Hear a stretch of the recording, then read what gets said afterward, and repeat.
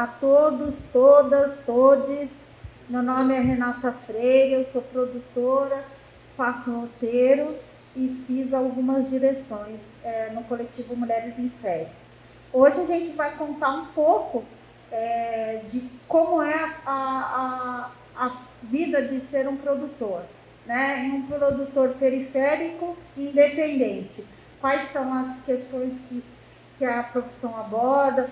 A gente vai entrar em editais, vai entrar um pouco em como apresentar projetos para colher patrocínio ou apresentar projetos para um player, quais são os critérios e as informações que devem conter nos projetos. Então, quero agradecer a todos que estão aqui e que aproveitem, façam perguntas e se tiverem dúvidas, questionem, a gente está aqui para isso. Cuidado só para não cair no fio. Oi, pessoal, bom dia. Eu sou a Liliana Borges, também sou produtora audiovisual, trabalho junto com a Renata no coletivo Mulheres em Série. Fizemos muitas produções. Então, melhorou? Ah, então tá bom. É inexperiência com o microfone. Então, mas deu para ouvir até aqui? Tudo bem. Então, também trabalho com a Renata no coletivo Mulheres em Série como produtora. Né? Meu nome é Liliana, agora acho que melhorou. O som ficou mais alto. Sim, agora eu consigo me escutar. Isso, exatamente. Como a Rê falou, hoje nós vamos apresentar para vocês como funciona toda essa etapa e também como produzir com pouca captação de recurso. Então, vamos passar um pouquinho sobre editais, falar um pouco sobre essas demandas que as pessoas às vezes têm receio, mas que com organização tudo é possível se realizar.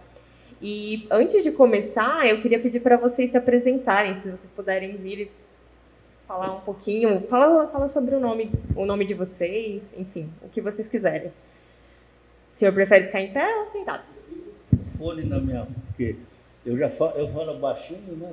Oi, bom dia a todas e todos, enfim, a galera toda, né? Então, eu estou no cinema aí faz tempo, comecei na serraria, no primeiro curso que foi dado na serraria, não sei se vocês lembram dessa atividade, né? E aí eu comecei lá, estava o da Lapa, né? Da Lapa. E aí eu produzi logo um documentário de Diadema, que conta a história desde 1896 até a data de hoje, praticamente, né? Que a minha família vieram da Itália para substituir a força de trabalho negra, né? No Brasil, que foram vítimas da libertação, entre aspas, né? A verdade é essa daí. Então vieram os italianos, portugueses, meus avós vieram da Itália. E os negros ficaram na rua, sem morada, sem comida, sem nada. E nós estamos colhendo fruto até agora aí. Entendeu? Essa violência, tudo isso que acontece no Rio de Janeiro, desabamento, porque eles moravam na cidade lá, no Rio de Janeiro. Aí os bacanas chegaram lá, falaram o seguinte: vocês vão morar agora onde vocês quiserem. E aí tinha favela lá, no morro tinha favela. Favela é uma planta. E eles foram para lá. Então, pegou favela. Favela é uma planta, né? E eles subiram o morro. Você sabe, morro é morro, né? E despenca. Então, a história de Diadema também, como o primeiro prefeito, a emancipação, meu pai participou da emancipação, né? Entendeu? Nós já fomos roubados de cara aqui. A Mercedes era para estar dentro do município de Diadema. Sabe disso? Não sabe? Já fomos roubados, porque ali entraria uma grana boa, né? E Diadema começou nessa... E o meu pai era dono de olaria naquela época, né? Entendeu? Então, conta a história da família, não só da família de Diadema toda, né? E eu falo de muita coisa ali, né? É muito interessante. É Memórias de Olaria. Está nas bibliotecas. Um CD, né? Tá bom? Obrigado, hein? Meu nome é Luiz Queiroto, né? Obrigada, Luiz. Meu nome é Danilo, estudo rádio e TV e fora isso eu faço umas edições em casa, fotografia, essas coisas, mas bem simplesinho assim. Eu acho que é isso. Obrigada. Bom dia, meu nome é Suzana. Eu não tenho muita experiência com o assunto, mas eu estou aqui justamente para isso, é para aprender com todos vocês. Sim. Bom dia, sou esposo da Suzana. Meu pai também, como o nome do senhor, meu pai veio para Diadema em 53, né? Eu nasci em 64, não tinha nenhum hospital aqui, né? Eu tive que sair daqui no Jeep da prefeitura para nascer lá no Hospital Casa Verde, em São Paulo. E sou formado em logística, trabalho hoje na área de qualidade, desenvolvimento, e iniciei o curso de fotografia na faculdade, fiz um semestre, não finalizei, e hoje eu sou um fotógrafo autônomo, no qual faço alguns trabalhos, só divulgo nas redes sociais, não tem nada assim profissional, e o Diogo é um cara que me ajudou muito nessa área da fotografia, né? É isso, eu não manjo nada de audiovisual, e eu quero aprender um pouquinho. É isso aí, vamos aprender. Que da hora. Acho que você vai ter que se levantar. Bom dia. Bom dia. Meu nome é Adenildo, mas sou conhecido mesmo como Dalapa. Acho que é melhor, desculpa te interromper, você vir para frente, porque como tá filmando, as pessoas... Perfeito. Eu vim para cá para aprender, só isso. Perfeito, isso é maravilhoso. Cuidado com o fio aí. Obrigada, pessoal, por se apresentar.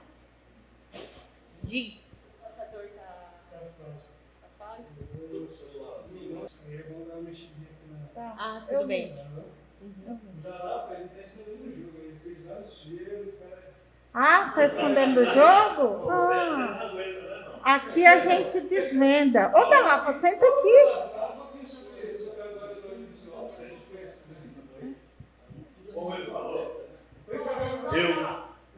Eu não ia falar, né, porque assim, eu acho que para mim tudo é um começo. Mas eu sou ator de cinema, sou ator de teatro, roteirista também, né? Aprendendo a fazer roteiro.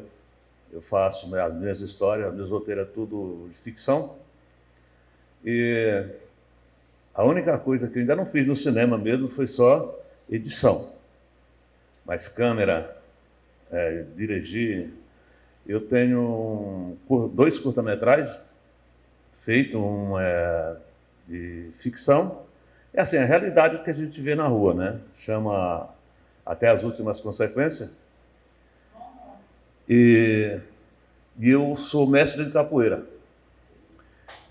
Eu fiz a história dos antigos mestres de capoeira, fiz um resgate para não cair no esquecimento, né?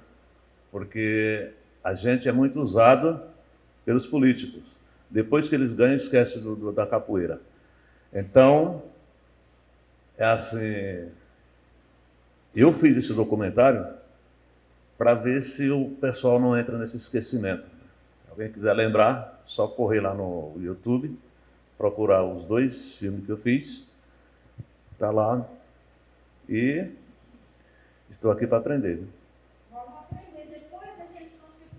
Depois, no final da aula, vamos trocar redes sociais. Aí a gente passa a nossa e vocês passam a de vocês e a gente se conversa através das redes. Você não quer sentar aqui? Ficar só perto da gente?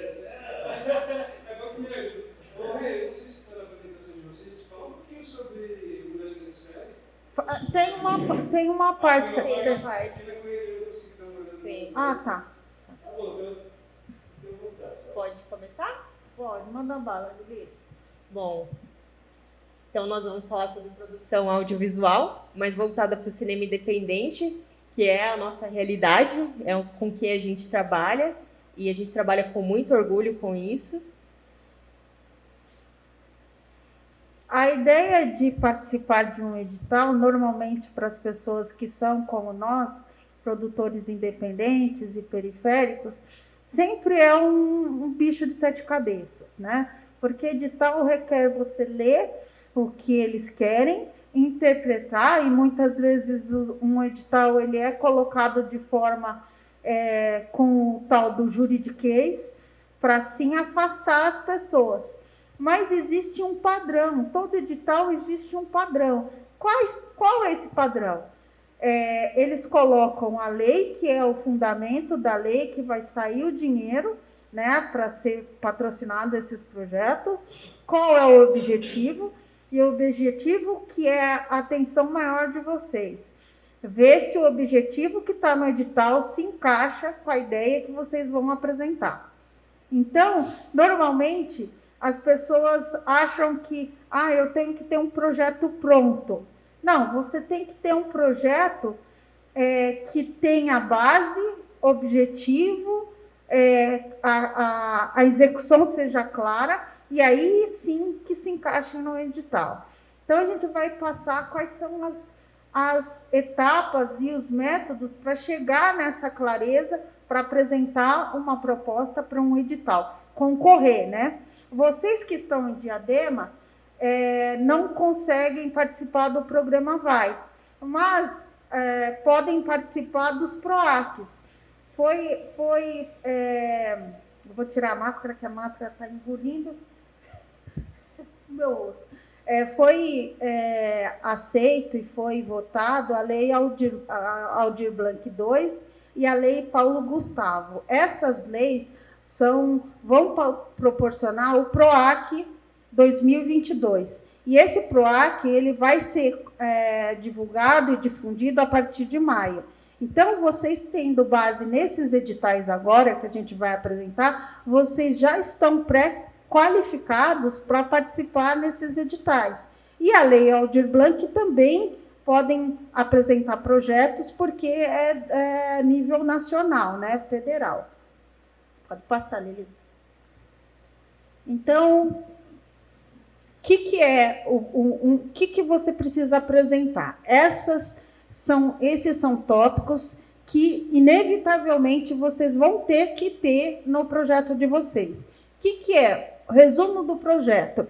Nessa parte, vocês colocam um parágrafo 2 e apresentam de forma contundente e real do que vocês vão fazer. Por exemplo, o nosso projeto do Coletivo Mulheres em Série é um projeto audiovisual seriado que tem entre 16 a 12 episódios, com duração de 15 minutos e trata de temas de mulheres. Isso é um resumo.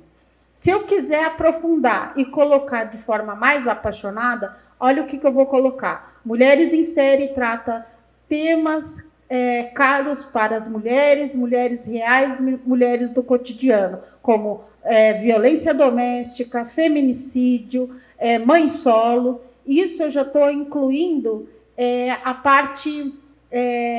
eu estou agregando valor ao meu resumo. Eu falo que estou colocando amor para quem tiver, o selecionador ou o curador que estiver lendo, vai poder entender que eu estou ciente do tema que eu vou abordar, além de estar totalmente coerente com o tema que eu vou abordar. É uma perfumaria? É uma perfumaria, mas essa perfumaria mostra quanto você está envolvido no seu projeto.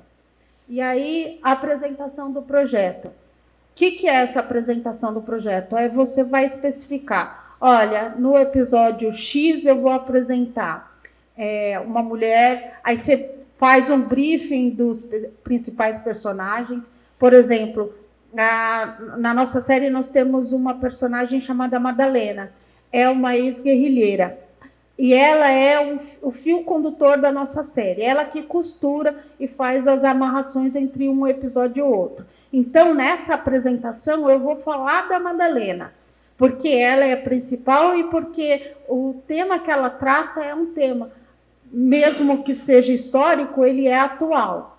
Então, a apresentação é você desmembrar a prévia do seu roteiro, como se fosse uma sinopse, e como você vai fazer, como que você vai executar isso daí. Para fazer 12 episódios, eu vou precisar de uma pré-produção de 2 meses, uma produção de 1 mês e meio, né, contando 8 semanas de gravação. Vou precisar de uns 2 meses para fazer a pós-produção e a finalização. Então, você vai ter um projeto que tem um cronograma de 6 a 8 meses. Aí vai depender do que vocês querem fazer. Eu estou colocando como referência o Mulheres em Série porque essa é a nossa realidade. Foi isso que a gente fez, né? Elis, quer falar alguma coisa? Manda bala. Não, tá perfeito, gente. Agora, falando um pouco sobre público-alvo. Você tem que ter definido quem que é o público-alvo do seu projeto. Se você está falando com um projeto direcionado a crianças, a adolescentes, a adulto. No nosso caso, a nossa classificação indicativa é de 16 anos. Então, a gente engloba pessoas acima dessa faixa etária, até por ter cenas de violência e tudo mais, que são temas que a gente aborda que tem tudo a ver com, infelizmente, com a realidade da mulher. E agora, isso você também tem que descrever no projeto, é importantíssimo, todos pedem essa informação e vocês têm que ter isso muito bem definido. Relevância é a importância do seu projeto, a importância do que você está falando para a sociedade. O que aquilo traz? O que aquilo proporciona para o público? Qual reflexão? O que ele denuncia? Ou o que ele aborda? No nosso caso, a violência doméstica, a transfobia, todas as questões do universo feminino. Mas se você estiver fazendo uma animação sobre um outro tema, também, o que você quer passar? Qual mensagem que você quer passar para essa criança, para esse público infantil? Então, essa é a relevância que você vai descrever no projeto. E também é de suma importância, porque também faz brilhar os olhos de quem faz a seleção do edital. Eu só vou complementar um negócio. Nessa relevância, vocês podem colocar pesquisa. Por exemplo, o nosso universo feminino, quantas mulheres fazem denúncia sobre violência? Vocês façam uma classificação, né? Coloquem dados, por exemplo, do IBGE ou dados de informações de jornais, porque isso daí mostra o quanto vocês estão pesquisando e o quanto vocês estão inteirados sobre o assunto. E essa relevância não é só colocar uma relevância para você, é para o todo. É porque que o selecionador vai tirar o dinheiro de um outro projeto para dar para você. Então, por mais que você ache assim, meu tema é muito foda. Não, você vai concorrer com vários temas foda. O que vai fazer o seu tema foda ser melhor explicado do que o outro tema foda? Então, a relevância não é só você colocar dados apaixonados como na apresentação. É você aplicar dados reais de fontes com credibilidade e que seja de fácil busca para quem for selecionar. Não dá para você colocar na sua relevância dados do WhatsApp. Você tem que ter uma fonte que tenha credibilidade. Então, IBGE, órgãos públicos, jornais de credibilidade, que vão fazer com que a pessoa não só entenda o seu projeto, mas também entenda, olha, a gente precisa tratar sobre esse assunto, porque com base na classificação que ela está apresentando, esse tema já está saturado.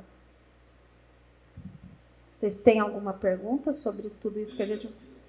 Também. Depende, se for o tema que trate sobre alguma coisa sensível à sociedade ou ao tema de violência ou polícia, exatamente. Pode falar.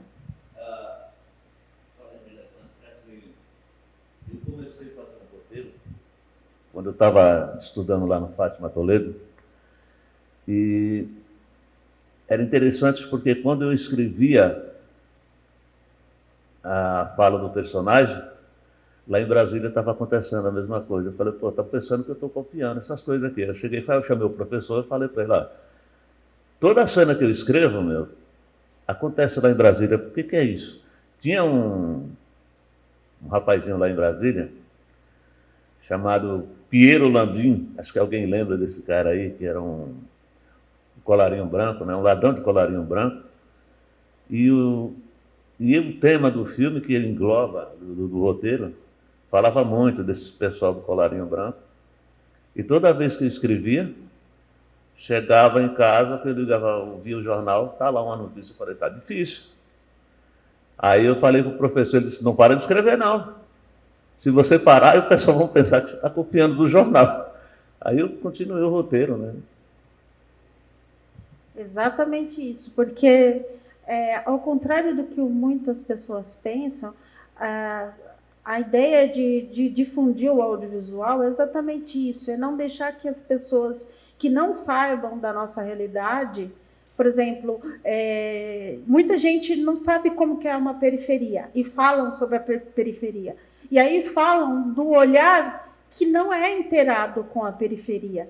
Então, cada vez que você tem a oportunidade de escrever sobre a sua realidade, não deixe de escrever, porque a sua ideia é um ouro, é uma matéria-prima. E isso é relevante para você, para a sua comunidade, para o seu vizinho, para a sua mãe. Você está contando uma história genuína. Não deixe que outras pessoas que não vivenciam isso conte essa história, porque vai contar no olhar do outro. Isso é horrível.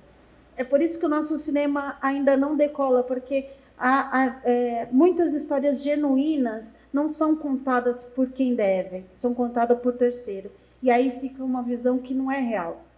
Entendeu? Então, sempre que tiver oportunidade, escreva. Não deixe de escrever. Isso é importante. Posso tomar uma parte aí?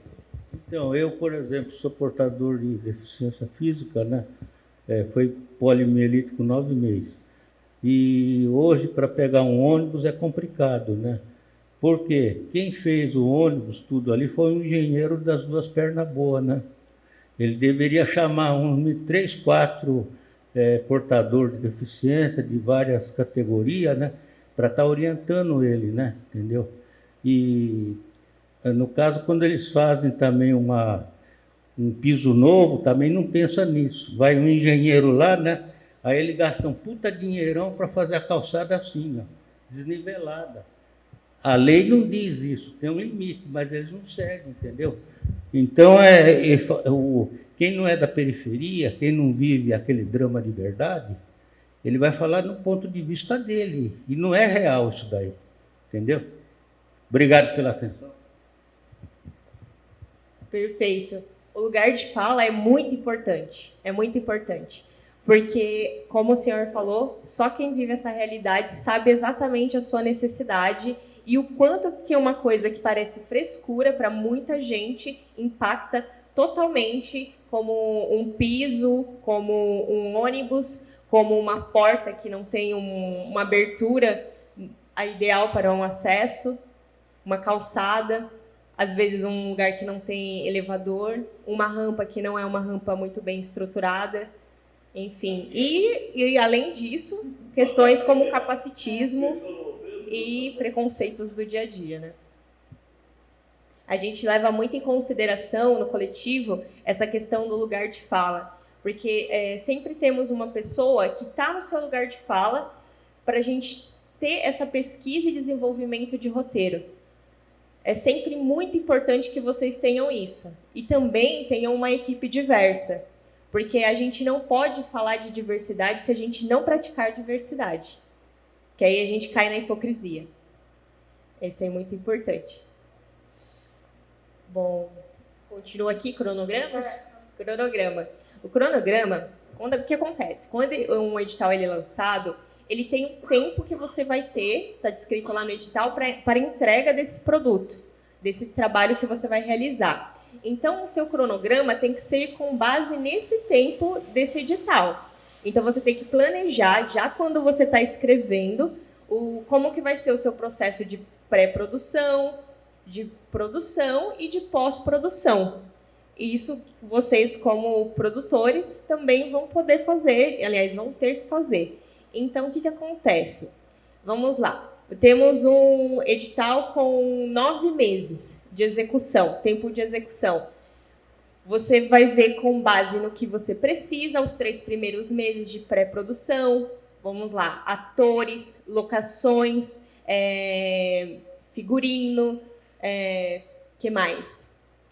Por exemplo, se tiver transporte, vocês vão deixar toda essa parte tudo já estruturada nesses 3 meses, que são os 3 meses que antecedem as gravações. E quando vamos dividir em 3, em 3, em 3. Vamos deixar em 3 para cada, já que a gente está falando de 9 meses como exemplo. E aí, nos outros 3 meses, é a etapa de produção. Nessa etapa é a pauleira. Vocês têm que realizar aquelas gravações, todas as captações de som e de imagem nesses 3 meses. E sempre tentem fazer exatamente no período que você programou. Porque como tem prazo de entrega, lembre-se que depois a gente vai entrar nisso mais para frente, mas existe uma coisa chamada prestação de contas. E isso também, claro, corre em paralelo, mas também impacta muito. Porque, afinal de contas, a gente quer entregar um bom projeto para a gente deixar as portas abertas e poder entregar sempre mais projetos bons e relevantes para a sociedade. Então, sempre tenha isso em mente. Chegou os 3 meses da produção, é aqui que você vai fazer tudo acontecer. Mas não se engane, às vezes está tudo programado e acontecem as bombas. Um dia antes, 2 horas antes, um ator não pode comparecer, a locação cai, que a gente fala que a locação cai quando a gente tem um lugar já programado, já alugou, já está tudo certinho, mas aí aconteceu algum imprevisto, alguém da equipe que não vai poder ir e é uma pessoa-chave, por exemplo, a pessoa que vai realizar a gravação. Então, tem que correr atrás de 1000 coisas e verificar 1000 coisas um dia antes, 2 horas antes e fazer tudo aquilo acontecer. Depois, mais para frente, a gente vai falar um pouco mais dentro dessa etapa, mas é importante fazer ela acontecer dentro da programação que vocês fizeram ali, da proposta do edital. E a pós-produção. O que seria a pós-produção? É o tempo que o editor vai ter para fazer a edição daquilo que foi captado, do material bruto. Então, é nessa etapa que é muito minuciosa, que vai ter reuniões com o roteirista, com o diretor, a pessoa vai ficar ali dedicada, com aquele tempo dedicado para entregar. É algo demorado o processo de edição, não é algo tão simples. Então, tem que ter pense sempre em deixar um tempo interessante para o editor, né? Um tempo bom de trabalho para que ele consiga fazer modificações, porque, às vezes, nem tudo que está no roteiro sai como você queria. E, se não sair, você tem que pensar em novas perspectivas com o material bruto que você tem. Então, é sempre legal deixar um tempo bacana para esses desenvolvimentos. Porque contem sempre com o imprevisto. E aí vocês têm que estar prontos para essa ação. Sempre tem imprevisto. Sempre. Eu vou falar da contrapartida e você fala do orçamento e o portfólio, tá? Contrapartida é, por exemplo, saiu um edital. Normalmente o PROAC sempre exige contrapartida. Tem alguns editais que não exigem contrapartida. O que pode ser essa contrapartida? Por exemplo, se for um projeto de audiovisual que você quer licenciar para um canal, você pode fazer uma exibição, né? Uma sessão de exibição com debate. Isso é uma contrapartida. Você vai exibir antes de sair distribuindo. Então, você seleciona uma sala de cinema ou faz uma parceria com a sala de cinema, não cobra ingresso, chama as pessoas que vocês querem que estejam para dar um feedback, que isso é importante, e fazem um debate junto com alguns atores. Aí, esses atores, depois da exibição do filme, vão falar assim, olha, para mim, fazer esse filme, essa personagem foi assim, assim, assado.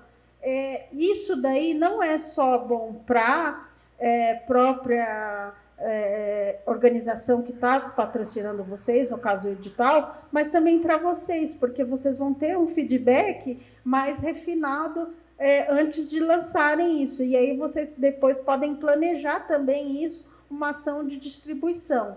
Ou uma contrapartida pode ser algo distante do que você faz, que é o que a gente, do coletivo, prefere, que é o transmídia.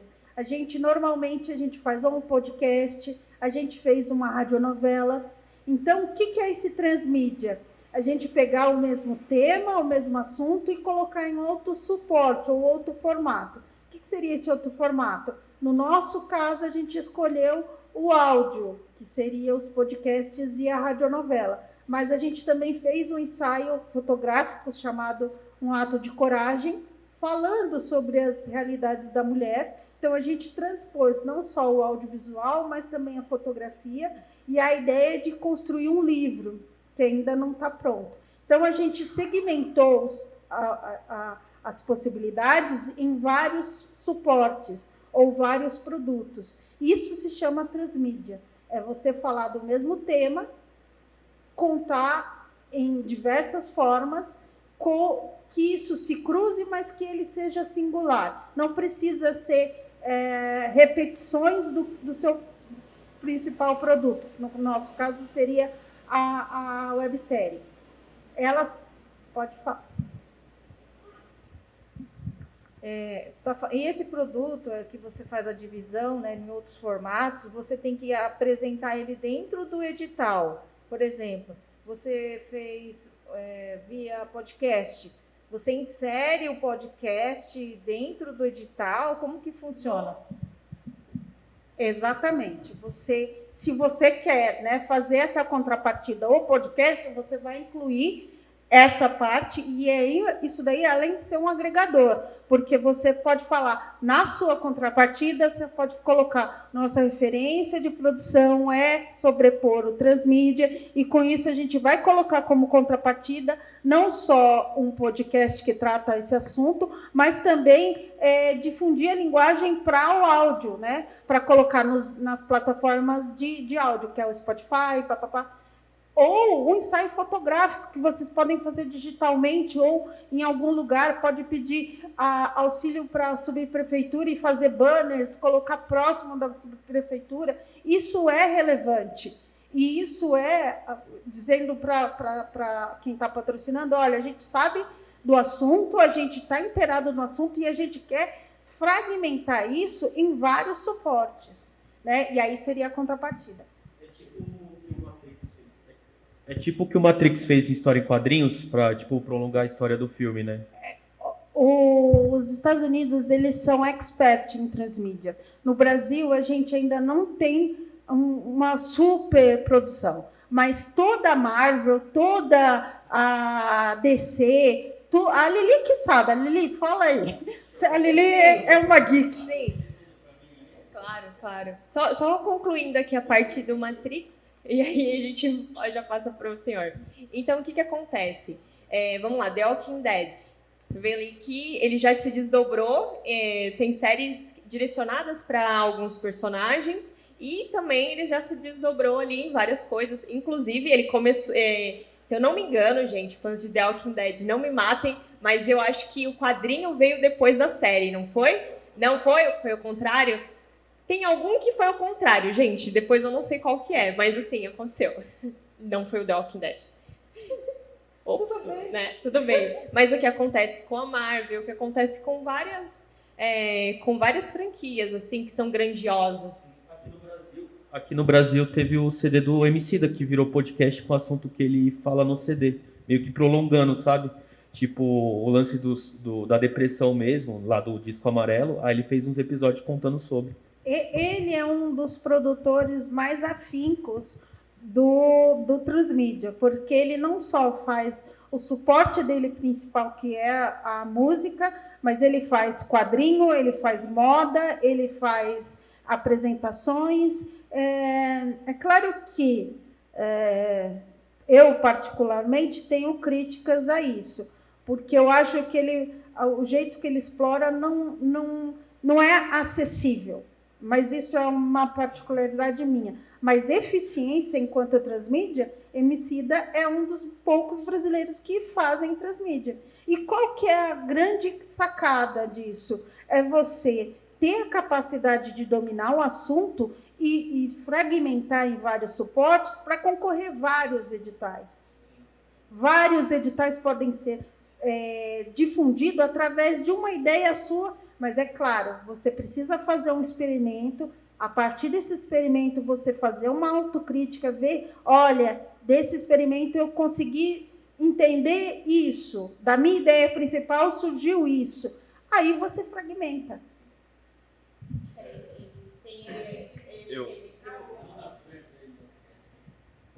Vamos se inscrever aí, hein, pessoal?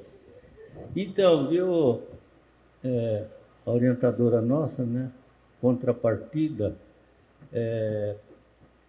me deu a entender que isso daí é após terminado, é uma promessa para depois de tudo terminado, né? Ou não? Não? Pode ser também, né? Porque você, por exemplo, você tem que apresentar na hora todo esse material, ou depois que você terminou tudo, que você vai apresentar a contrapartida. Porque tem uma parte aí, por exemplo, se você for apresentar o lançamento do trabalho, aí a contrapartida é depois de tudo pronto, né? Agora, poderia ser também um podcast, poderia estar sendo apresentado antes mesmo? O que acontece? Qualquer coisa você complementa. Mas assim, o que acontece? Geralmente, quando a gente coloca uma contrapartida, o que a gente vai oferecer em troca daquela verba que a gente está recebendo para realizar o nosso trabalho. O nosso trabalho em si não pode ser a contrapartida. Então, por exemplo, eu vou fazer o podcast, eu vou fazer um ensaio fotográfico, eu vou fazer um debate, uma palestra. Claro que para alguns casos, né, tudo tem que ser estudado edital a edital, mas o que acontece? É algo que você tem que apresentar também como realizado. Tudo que for feito, tudo que for programado, tudo que você escrever dentro do edital, você tem que comprovar que você fez. Tudo isso você tem que enviar para o seu coordenador, que quando você passa, você tem uma pessoa de contato que passa a ser o seu coordenador do seu projeto. Então, todas as etapas têm que acontecer. Tanto que quando a gente chegar na etapa ali de cronograma... Sim. É impossível, né? Por exemplo, né? Eu realizei Memórias de Olaria, um documentário e então, depois de pronto, eu vou, por exemplo, falar com a prefeitura, os centros culturais e vou apresentar para o público. Aí não tem como. Tem que ser depois, essa contrapartida. Não dá para ser antes. Tem dois casos que pode acontecer, então. Antes ou depois, né? Não, mas de todo jeito, se você colocar sua contrapartida como apresentação e exibição, o final você vai ter que apresentar essa contrapartida. Não dá para... Por exemplo, o podcast você pode fazer na pré-produção. Sabe, eu estou pré-produzindo, eu posso fazer o podcast nessa etapa. Ou o contato com a prefeitura, a negociação, você não pode deixar para falar com a prefeitura no último mês. Que essa contrapartida tem duas. Uma no momento que você vai entrar no projeto, né?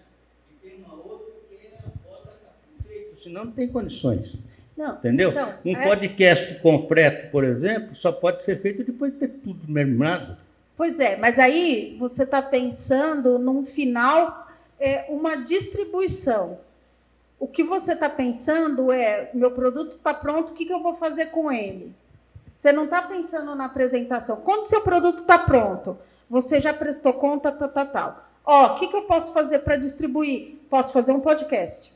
Posso fazer uma exibição. Mas aí... Isso daí é uma promessa que você faz na apresentação, né? Então, para você É por isso que eu usei o termo promessa, mas é um compromisso, na verdade. Mas para você fazer essa contrapartida, que seria a exibição, você não pode deixar para chegar no final e apresentar.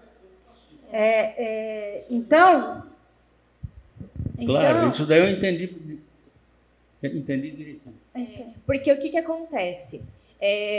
Uma coisa é assim, é o seu projeto pronto, é o que eu vou entregar para você, prefeitura, o que eu vou entregar para você, instituição que me proporcionou esse edital. Isso, beleza. A contrapartida, ela é muito bacana, ela acontecer, o que a gente gosta? Dela acontecer em paralelo. Então, as propostas que eu vou fazer de contrapartida, por exemplo, o ensaio fotográfico, nossa equipe vai fazer em paralelo com as gravações, ou eu vou ver ali no meu cronograma uma agenda dentro ali da pré-produção, antes de eu iniciar a parte mais pauleira, que vai ser as gravações, onde eu vou precisar da dedicação 100% da equipe. Mas, assim, é importante você entregar, quando a gente fala de entrega, a gente está falando de entrega final para a prefeitura, que quando para a prefeitura ou para a instituição, que é quando a gente vai prestar as contas, olha, esse é o nosso produto final, nós terminamos, nós concluímos todas as etapas de gravação, nós editamos, e aqui também está parte da nossa contrapartida. Tanto que no cronograma você vai dizer onde está cada uma dessas etapas. E isso vai correndo junto, você não vai enviar tudo no final. Tanto que existem editais que você presta conta em 2 etapas. Uma você faz 80%, até, por exemplo, são 9 meses. Nos 4 primeiros meses você já tem que fazer 80%, e nos 5 restantes vão ser os 20%. Então, é muito isso que acontece. Então, sempre quando for pensar em contrapartida, pense em algo que é possível acontecer dentro dessa entrega. Sempre possível. Ah, mas beleza, produzi meu filme, meu curta-metragem, tá maravilhoso, minha websérie, tá tudo lindo e maravilhoso, já tá pronto, produto pronto, já prestei conta, já apresentei contrapartida, já encerrei esse processo com quem me proporcionou o edital. Aí, agora é o que a Rê falou, eu posso pensar em meios de viabilizar e também monetizar esse meu produto, que aí são que aí você pode pensar em fazer os debates, fazer essa dinâmica com os cinemas, pensar nessa divulgação, pensar em se inscrever em festivais para você trazer relevância e trazer selos de qualidade, sabe? Trazer valor, agregar valor para o seu produto. Isso é muito bacana. Eu não sei se ficou claro essa etapa para vocês. O termo que vocês usaram aí é bem capitalista, monetizar. Estou muito interessado nisso. Eu tenho esse documentário aí, então eu poderia, em cima dele, fazer um podcast e, para monetizar, por exemplo, um portfólio da fotografia, que é muito importante, e monetizar. Estou perdendo tempo, parece, né? Estou um capitalista fraco, né?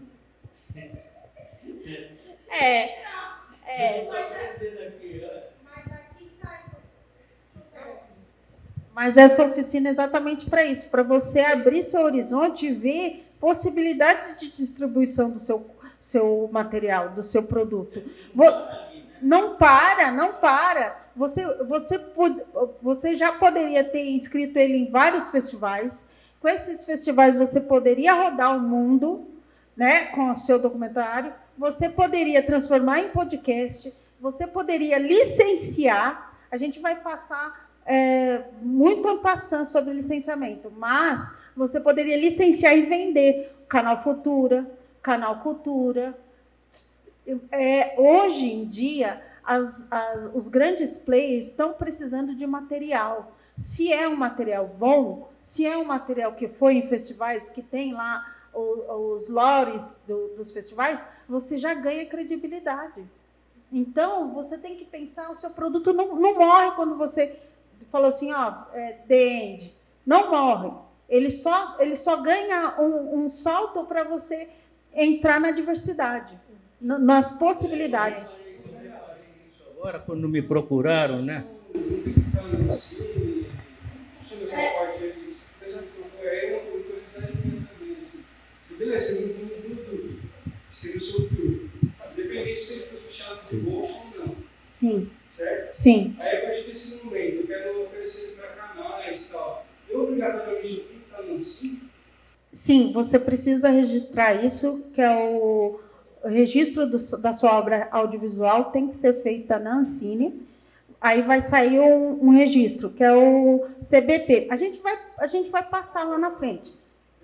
Depois desse registro, você vai pagar uma taxa para você licenciar, que seriam os direitos para você vender para algum player, que é uma taxa que depende, né? Depende da minutagem, depende de episódios. A gente pagou em 16 episódios, a gente pagou acho que 700 pau para fazer isso.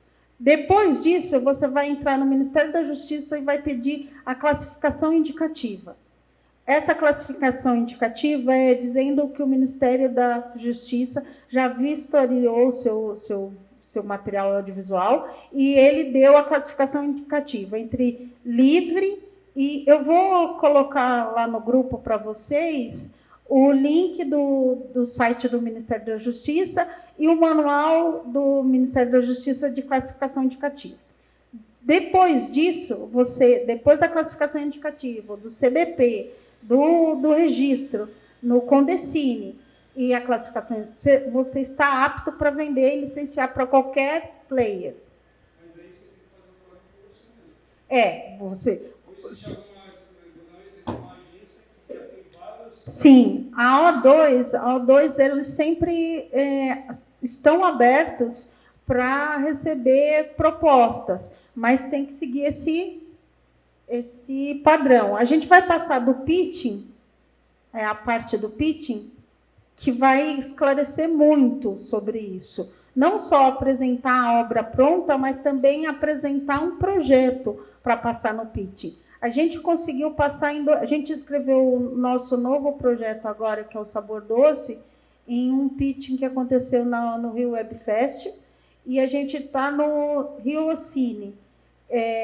Isso daí a gente vai falar com os players. O que são os players? Globosat, Amazon Prime, enfim, todos esses... Fizeram um pitch no Webfest e vocês estão habilitados para poder conversar com esse pessoal. Exato.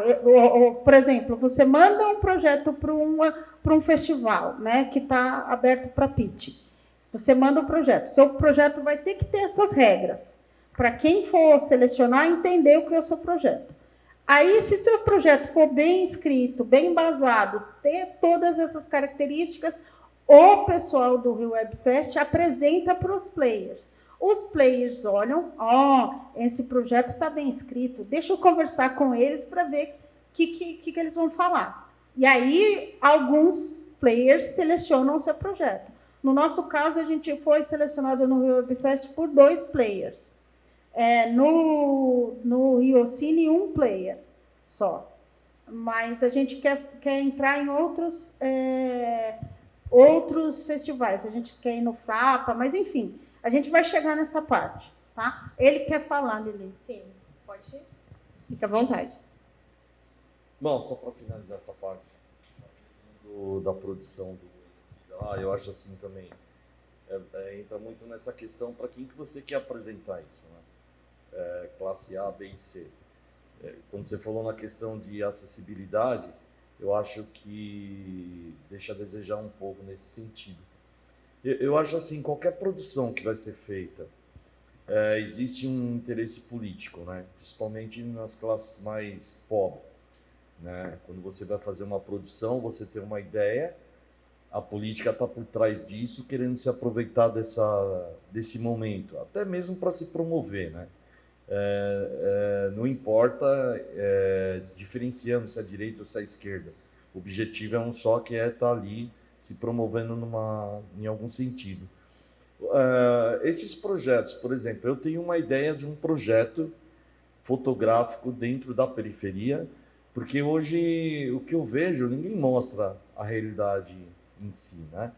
Porém, é muito difícil você entrar nesses locais. Por quê?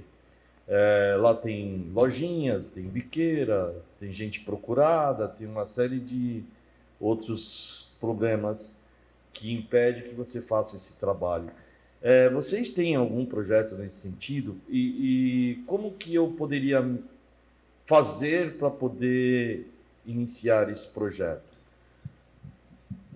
Eu vou contestar você. Nós, brasileiros, pessoas que têm ciência, que respira, é um corpo político. A política está inerente à nossa respiração.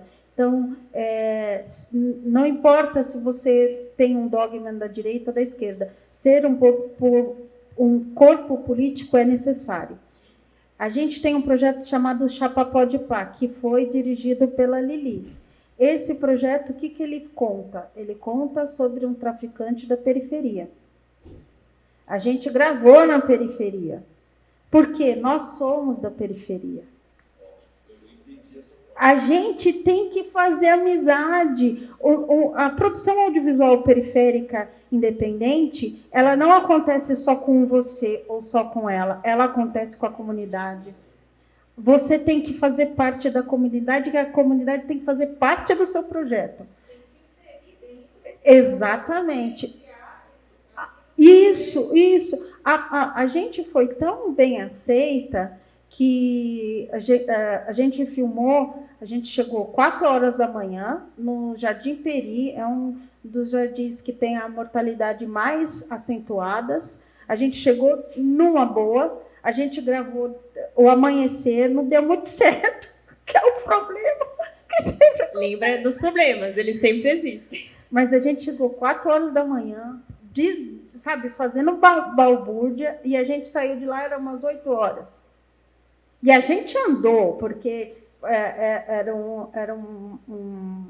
um piloto de uma série da periferia. A gente fazendo viela. E não foi a primeira vez que a gente foi lá. O Mulheres, a gente já gravou também nesse mesmo lugar, na viela, traficante falando assim pra gente, não, tá de boa, sabe? Porque você tem que fazer parte da comunidade, a comunidade parte da sua produção. Isso não é difícil. Já foi o momento de achar que traficante era intransponível. É claro que você não vai fazer alguma coisa que prejudique ele, mas não existe mais essa distância. Se é parte da comunidade, a comunidade tem que fazer parte do seu projeto.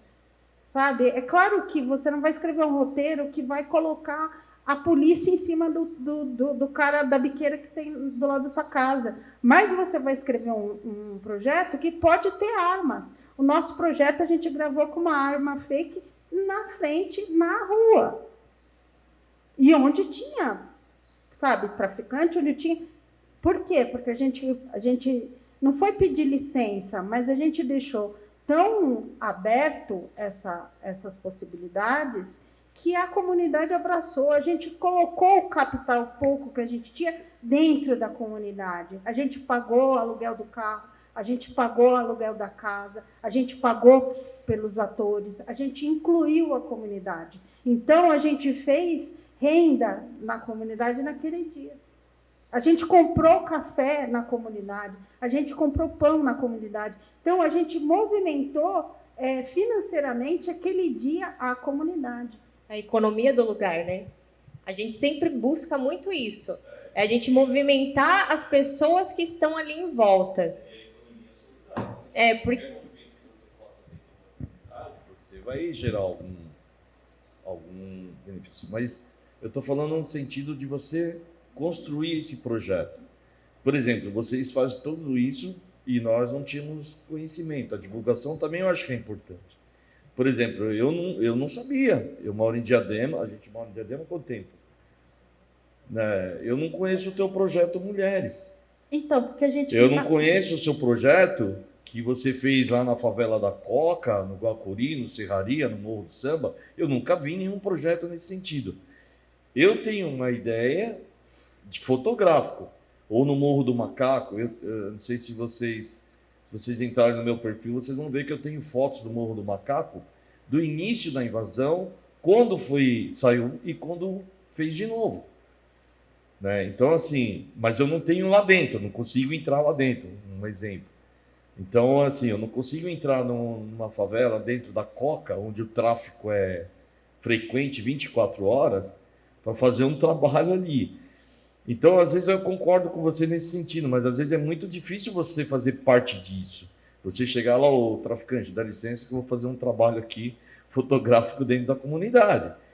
Assim, eu acho que não é tão simples assim, né? Que nem você falou. Eu acho que primeiro você tem que ter o conhecimento de alguém lá dentro, se aproximar, fazer a coletividade, fazer com que eles participem disso, né? Muitos não vão querer aparecer, lógico, né? Porque por algumas outras questões. Mas é isso. E na questão da política, não foi bem isso que eu quis dizer. Eu acho que todo trabalho tem que ter política, sim. É que às vezes eu não concordo que esse trabalho seja utilizado por algum outro interesse. Isso eu já não concordo. Eu acho que a política tem que existir sim, ou seja ela esquerda ou direita, investindo no trabalho, para que você possa mostrar esse trabalho que é importantíssimo para as pessoas terem o conhecimento do que existe lá e o que precisa ser feito e o que precisa ser melhorado.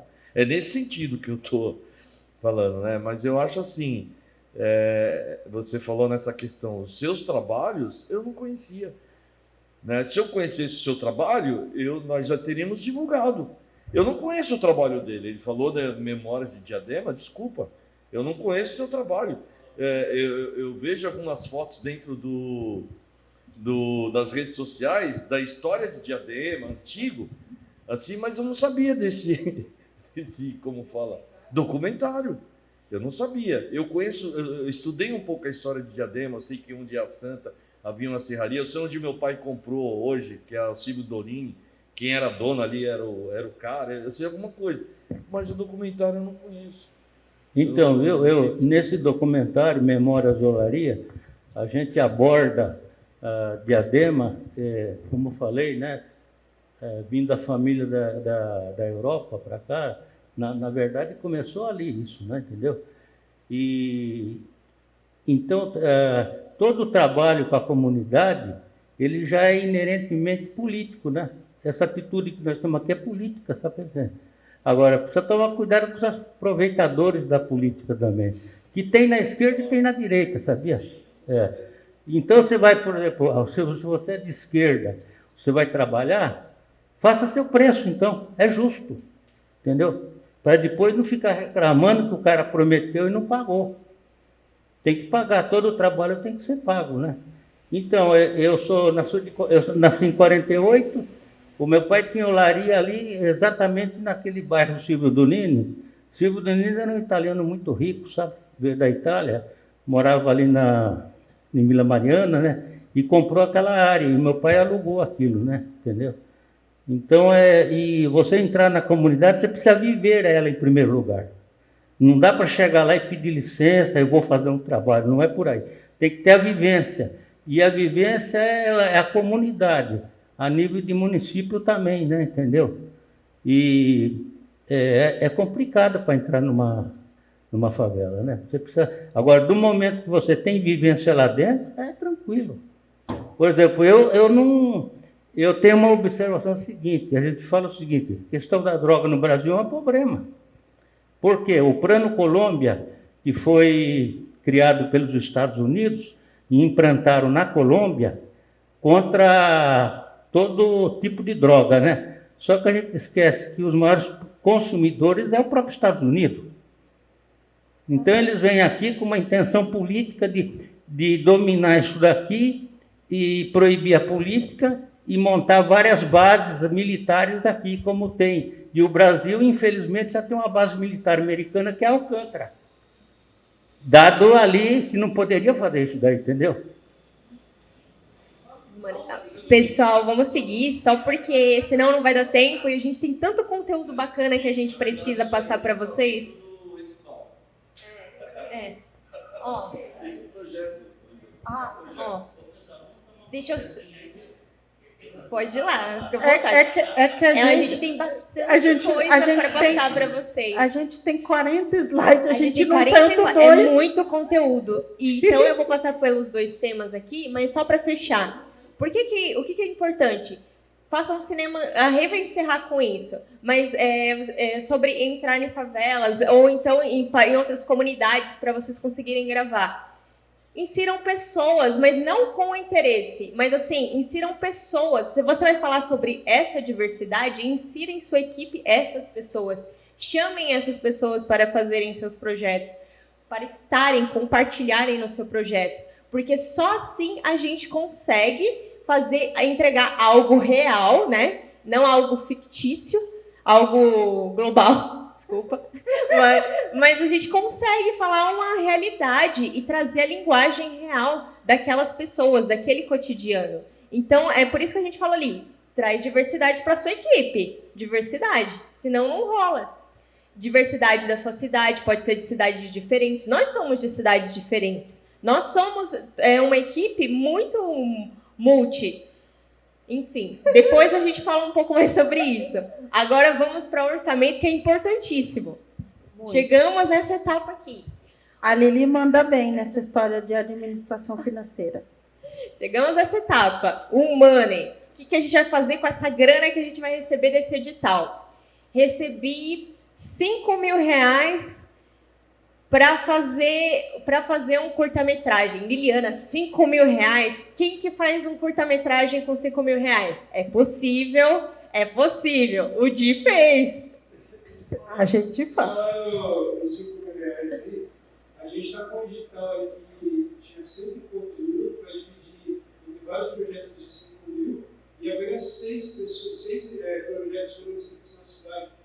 Lógico, tem questões do próprio edital que deu problema, mas os próprios produtores locais, eu acho que se juntasse todo mundo, eu acho que não faria os 20 projetos ali, não sei. Exatamente. Você sabe por quê?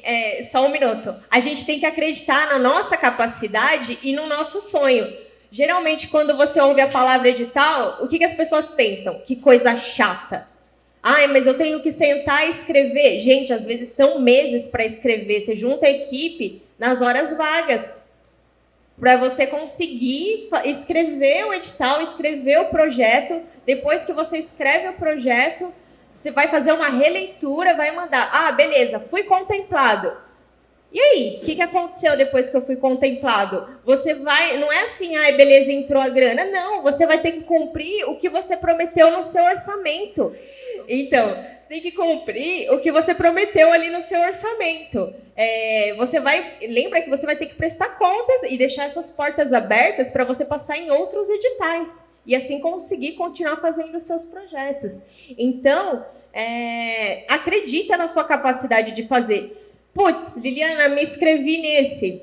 Pode me chamar de Lili, tá, gente? Ninguém me chama de Liliana. Eu tenho mania de falar Liliana. Liliana, você me inscrevi nesse, não passei. Me inscrevi em 4, 5 editais, não passei.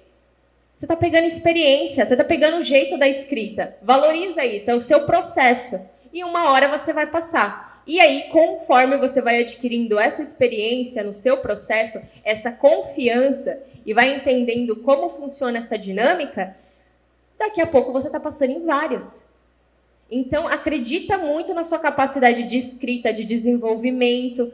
Tem que acreditar, é um investimento. É igual tudo na nossa vida. A gente não vai se desenvolvendo ao longo do nosso caminho?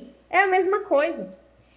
Então, vamos falar sobre orçamento para não pegar muito tempo. Ah, você queria falar, né? Pode ir? Orçamento. Recebi R$5.000.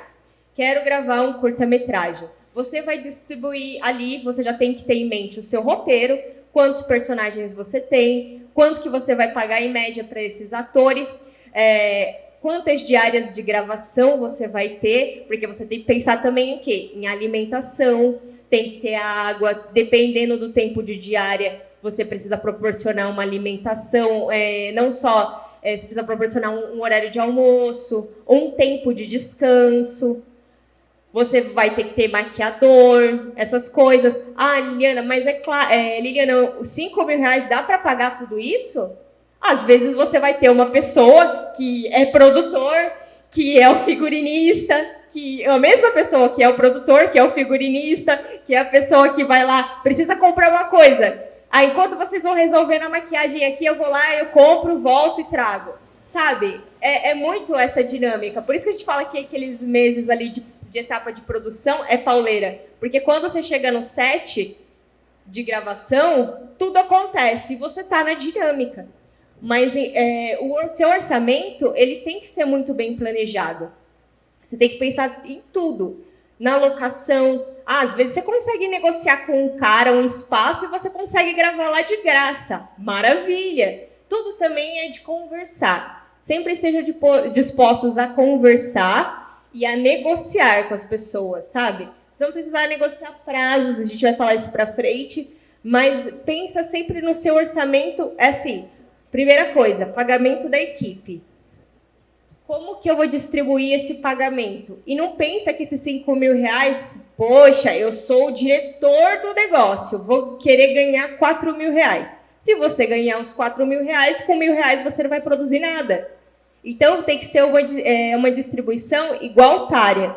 pensa que seus primeiros projetos você não está fazendo para necessariamente monetizar, mas para você tornar o seu trabalho conhecido, para você conseguir divulgar, para você ter oportunidade de fazer novos trabalhos. Entendeu? Isso é muito bacana. E o orçamento, você vai ter que prestar contas. E as contas vão ser prestadas dentro do que você falou. Por exemplo, desses R$5.000, eu destinei R$1.500 para a parte de alimentação. Eu vou ter que apresentar lá na prestação de contas todos as notas fiscais, todos os cupons que eu gastei com alimentação. Então, isso é muito importante. Já vai digitalizando, já vai deixando tudo isso organizado numa pastinha no Google Drive. Abre uma pasta do seu trabalho, já deixa lá aqui prestação de contas, aqui alimentação. Já deixa uma pastinha lá e já vai fazendo. Vai fazendo, não deixa para fazer no final. Já fiz isso. Olha, a experiência é terrível, porque para você organizar, sabe, é terrível. Consegui, mas você se descabela. Então, já deixa nas etapas ali, ó, tudo bonitinho, bem feitinho. Ai, dá muito trabalho. O que na vida pra gente fazer não dá trabalho, não é mesmo? Tudo. Quer acrescentar alguma coisa em orçamento? Não, a única coisa que eu vou falar é vocês não coloquem excessos, porque esses excessos vão ferrar vocês no orçamento final. Coloquem o preço justo e os itens corretos, aí vocês não vão ter surpresas finais, porque se é 5.000, ele não vai virar 10.000, é 5.000. E você vai ter que finalizar o que você prometeu fazer com 5.000. Ou você tira, se você estourou seu orçamento, ou você tira do seu bolso, ou você vai ser processado. Porque o órgão que te deu o dinheiro e você não cumpriu, vai te processar. E é um processo civil e criminal. Isso é real. Aliás, a gente sempre exige, né? É dinheiro público no caso de editais. Então, a gente, como pessoa, né? Como social, a gente também tem que pensar nisso. Vamos fazer uma boa prestação de contas, porque afinal também é o nosso dinheiro, é o dinheiro de todo mundo que está sendo investido ali. Existe um valor específico? Depende do que projeto que você vai fazer, é isso? Depende. Existem editais... Pode ser 10, 15... Pode ser cada edital, cada etapa vai pegar e vai especificar o valor. E cada cidade também, por projeto. Não, é assim... A gente falar de valor de orçamento, eu não vou entrar no assunto porque eu passei uns perrengues aí, né? E eu tive que fazer uns trabalhos com um menino aí. Aí ele falou, o orçamento estourou. Eu falei, a gente vai terminar o trabalho, pô. Começamos a terminar. A diária minha, foda-se. Entendeu? Porque o cara pegou 5.000 para fazer um curta-metragem e deu um monte de rolo, né? Era chuva, era tempo passando e outra coisa também aconteceu comigo, mas vamos deixar isso para outra oportunidade. Por isso que eu falei, vocês têm que ter uma equipe, que ela falou também, diversa. Por exemplo, eu sou do tipo que estoura orçamento. A Lili não. Quem cuida do dinheiro? A Lili. Ele não põe na minha mão, porque eu estouro orçamento. Sabe, você tem que ter uma equipe que seja uma pessoa extremamente focada no orçamento, uma pessoa extremamente focada no roteiro, uma pessoa extremamente focada na produção. Porque senão, se você ficar, por exemplo, um roteirista não vai dar conta de fazer os pagamentos. A gente, na 3ª temporada, a gente pagou 85 atores. Quem pagou tudo foi ela. Quem mexeu na conta foi ela. Ela mexeu na conta. Eu acho que o planejamento ele é fundamental nessa parte, né? Porque você vai ter que organizar as pessoas que vão atuar, alimentação, etc. Todo o que você vai gastar tem que estar ali pautado dentro daquele valor que você vai receber do edital, né? Então, eu acho que o planejamento é bem fundamental, né? Mas, por exemplo, ó, a gente fez Mulheres, deu 85 pessoas, 150 total envolvidas. A Lili cuidou. O Chapa, eu cuidei do financeiro. A gente estourou o orçamento. Porque os outros falam assim, Renata, vai ter que aumentar. Eu não sei falar não. A Lili? Não. Não. Porque a gente tem que negociar, a gente tem que ser muito justo, gente. Você tem... não sou não.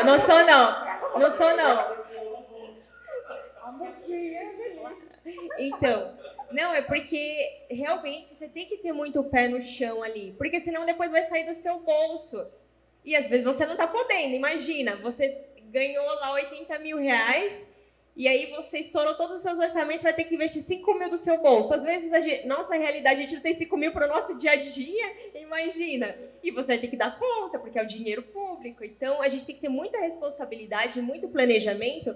E como a gente está falando aqui de projeto para apresentar para o edital, a gente tem que ter muito bem estruturado. Quando a gente for sentar para escrever o nosso projeto para esse edital, a gente vai ter que passar por isso daqui, por todas essas etapas e deixar isso muito bem estruturado. Eu vou para o tópico portfólio, porque a gente precisa realmente entrar em outras demandas com vocês. Mas, por exemplo, portfólio. O portfólio é o que vocês produziram. Por exemplo, o senhor tem um documentário, você tem as suas fotografias, vocês têm as suas artes, você tem o seu trabalho como ator. As fotos, os vídeos que vocês tiraram, isso é portfólio. Estrutura isso num arquivo, deixa isso num arquivo bonitinho, usa o Canva, sabe? Versão gratuita até, você consegue deixar ali, cria um perfil, ou busque um amigo que possa te auxiliar a fazer isso e deixa aquele portfólio.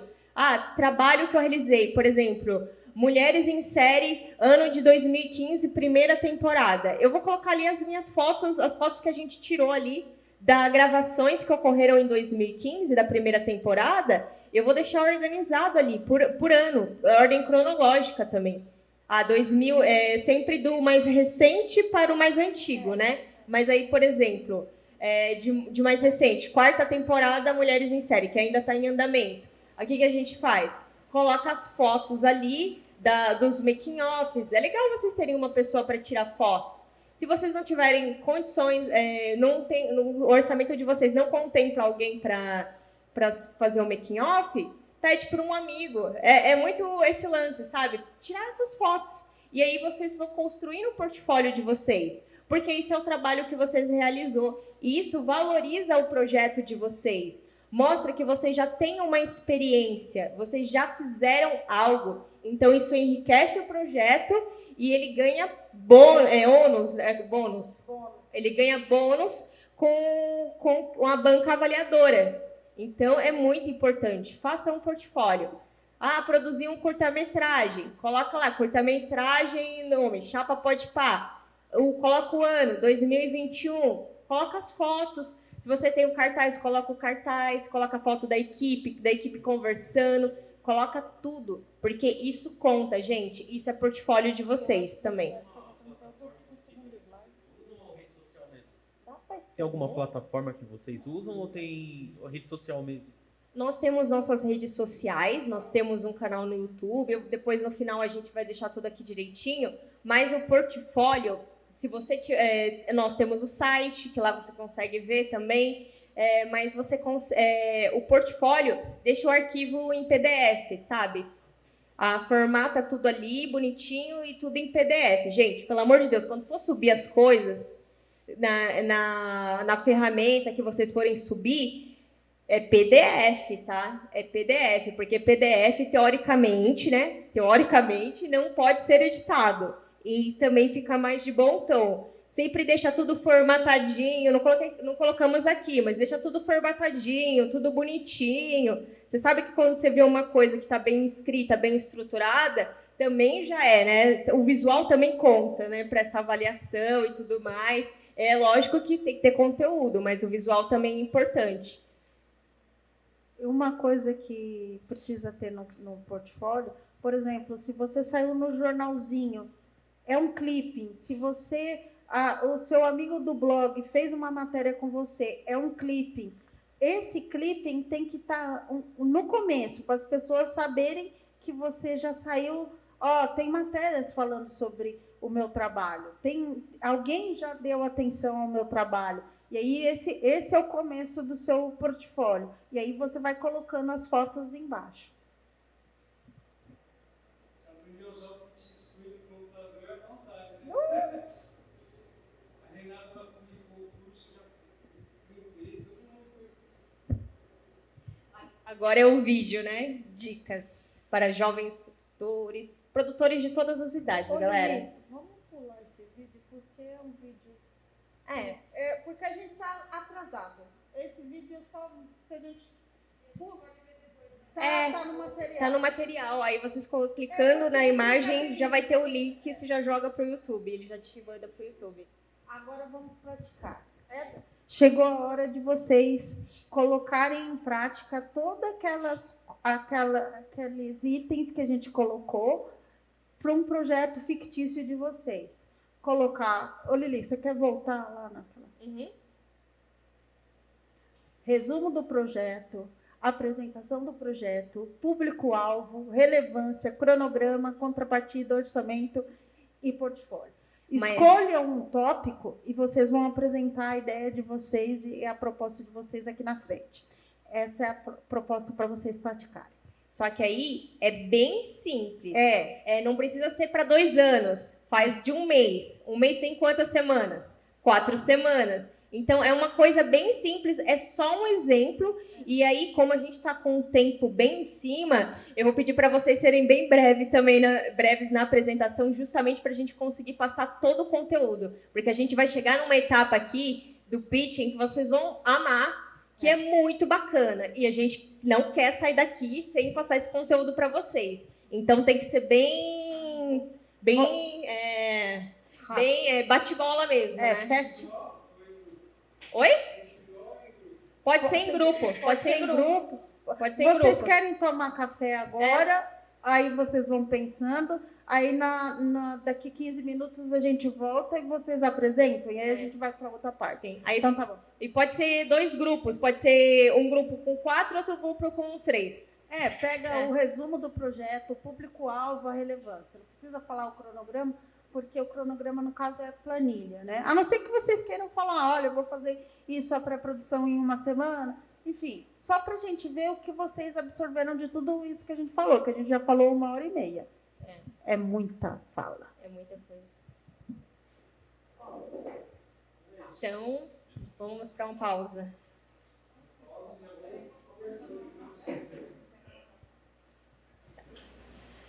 Pessoal, então vamos retornando agora para a segunda parte da oficina, né? E agora vamos à apresentação dos projetos, dos grupos. O primeiro grupo pode vir aqui, ou um representante. Boa tarde. Bom dia, né, na verdade. Bom dia. Então, o nosso grupo aqui, né, não sei se está correto, né, mas foi assim o que a gente entendeu.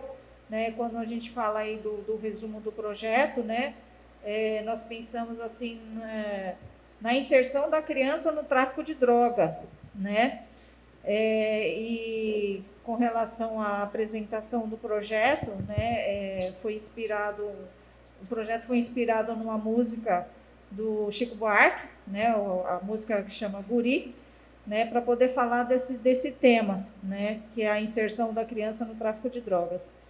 O público-alvo seria a classificação para adultos, né? A priori, né?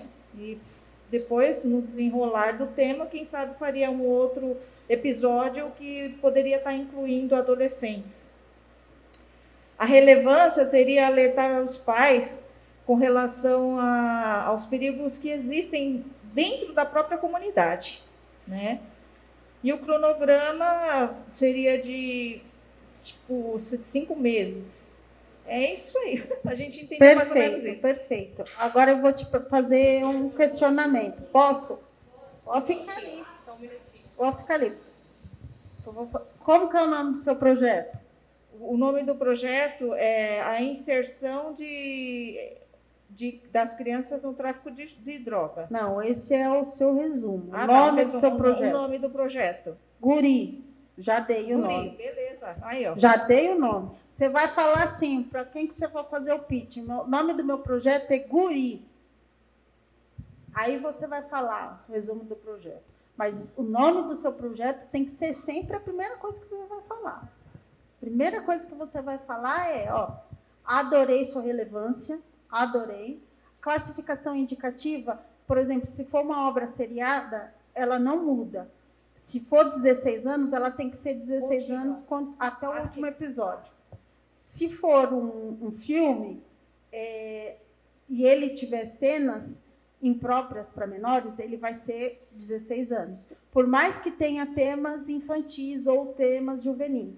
Entendeu? Então, eu vou mandar um manual da classificação indicativa, vocês leiam, que é importantíssimo. Mas, para você saber, eu acho que a sua relevância está ótima, o seu público-alvo só tem que ver essa daí, porque é referência da classificação indicativa. Eu acho que é um tema que pode sim para jovem, se você não colocar linguagem imprópria, sangue e sexual, você pode também trazer jovens para isso, porque além de ser um documentário que trata o tema, né, o jovem em questão, você está dando um relato que pode servir de base para um outro jovem. Mas eu gostei. Então, o grupo aí escolheu, tocou num ponto muito importante, que é a questão de droga, né? Eu já falei para vocês aqui da criminalização da droga no Brasil e no mundo, né? Que provoca mais perda do que ganho, né? Por exemplo, enquanto a maconha muitas vezes é descriminalizada em vários países, hoje se combate aqui, criminaliza, e nós temos aí 800 mil presos, né? Quando 30% é porque estava fumando um baseadinho. Entra lá como traficante. Então, eu acho que precisaríamos de pensar em descriminalizar a erva, né? Entendeu? E isso seria um avanço para a sociedade, entendeu? Porque a criminalização no mundo é pensar com a cabeça dos americanos, que são os maiores usuários. Você pode fazer um projeto com esse pensamento. Um documentário, né? É um Super ótimo válido. tema. Bom, obrigada, ótimo trabalho de vocês, ótimo mesmo, muito bom. E agora o segundo grupo, para a gente poder prosseguir. Vamos lá. Bom dia. O nome do nosso projeto chama-se Palhaço de Quebra. E um resumo é um palhaço em busca da risada e se depara com as frustrações relacionadas às suas vivências e experiências como palhaço que pertence à periferia. Pensando nessa temática de que o palhaço é a frustração, né? Então, colocar o palhaço como mediador aí de falar das frustrações e problemas que a periferia enfrenta, que não é só dele, né? Pensando que o palhaço é a frustração e a gente mora na periferia, a gente se depara com frustrações o tempo todo, então a gente pensar que somos todos palhaços, mas explicar um pouco do contexto do que é o palhaço também, né? E a gente escolheu o público-alvo, a gente colocou, você pode opinar sobre, a gente colocou livre para todos os públicos, mas principalmente interessados em discussões sobre classe social e circo. E a contrapartida, a gente pensou a gente tem esse projeto que seria uma gravação de um audiovisual, né? E a contrapartida seria a exibição desse filme em espaços públicos e em ambientes periféricos. Porque, para tornar, como eu sou do serviço social, assim, de tornar também esse serviço social como participativo e não representativo, sabe? A gente vai gravar um filme para representar a periferia, mas fazer participativo. A gente vai fazer um filme com a galera da periferia. Acho que isso é importante, entra até naquele que a gente estava falando, né? Quando a gente pede licença para entrar na periferia, já mostra que a gente não é de lá, né? Então, acho que antes de tudo, a gente pertencer àquele espaço é fundamental, assim. Acho que é isso. Contemplados todos do grupo? Uma coisa interessante aí, né? Que o colega fotógrafo, também sou fotógrafo, né? Se você está junto com a sociedade e tem vivência lá dentro, é fácil. Então, vamos supor que você pega R$5, R$5.000, ou 10 ou 15 mil reais, antes de você contratar pessoas, procura gente da comunidade que já tem experiência em várias oficinas, para só gastar o dinheiro mesmo naquilo que for necessário, né? Entendeu? Obrigado. Né? Eu acho que é importante, exatamente, mas também pagar para essas pessoas igual você pagaria para outras pessoas de fora. Porque a gente também valoriza, né, o trabalho, a gente valoriza aquela participação. Uma coisa é quando a gente não tem nada e a gente vai começar do zero e a gente se reúne como equipe para a gente dividir tudo aquilo, dividir os gastos, ver como que a gente vai fazer. Outra coisa é quando a gente já tem essa verba. Se a gente tem essa verba, eu acho que um dever nosso é ser justo com a equipe como um todo. Seja com um ator que veio dos Jardins ou outro que veio da periferia.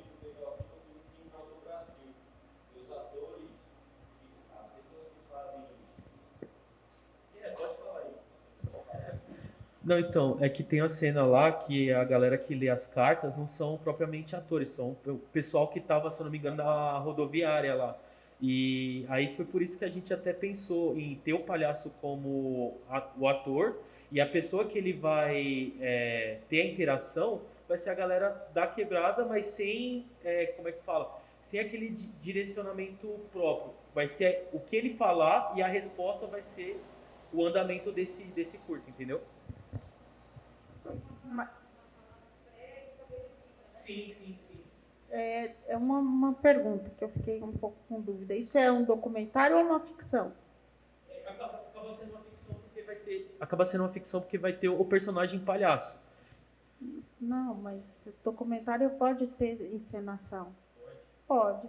Então, pode ser também. Eu vou mandar tem um livro que eu tenho em PDF que descreve o que é um trailer, o que é um documentário, o que é uma ficção de faroeste, aí vocês leem. Mas documentário, você pode fazer encenação, pode usar o recurso de animação, pode usar o recurso de locução, pode usar o recurso de trilha, e não vai perder a característica de ser um documentário.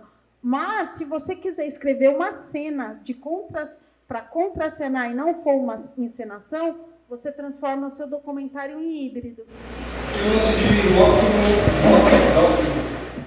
que aí é mentira. É tipo um documentário, da linguagem documental, mas é tudo fake. Assim. Tudo fake. Tem também a interação que o Borá faz muito, que é aquele lance do ator se passar por uma pessoa real em situações reais. Exatamente. O Borá, ele faz muito disso também. Acho que entra nessa tem alguns stand-up comedies que estão fazendo isso no Brasil também. Já tem alguns documentários nessa pegada. Legal. É porque a base que a gente usa para ter essa ideia, esse lance do Central do Brasil, e outro filme também que eu lembrei, que foi um ator vestido de Hitler na Alemanha para ver a reação das pessoas em volta, entendeu? Então acabou sendo, se eu não me engano, lá estava elencado como um filme. Então por isso que eu vim mais com esse pensamento de filme mesmo, de curta, sabe? Não, mas pode ser. Bom, eu acho que vocês já tiveram um pouco do gostinho de como é iniciar esse processo de desenvolvimento. Então é essa pegada mesmo. Vocês vão discutir em equipe, depois vocês vão reavaliar, vão ver se está certo. Às vezes vão pensar assim, nossa, escrevi isso aqui, mas talvez isso não se encaixe aqui nessa etapa de resumo. Eu posso pegar isso e posso colocar em outra etapa? Posso colocar na apresentação? Essa dinâmica mesmo, sabe? De sentar, desenvolver. Como a gente trabalha com coletivo, a gente desenvolve juntos os projetos, né? E é essa a dinâmica. Foram bem.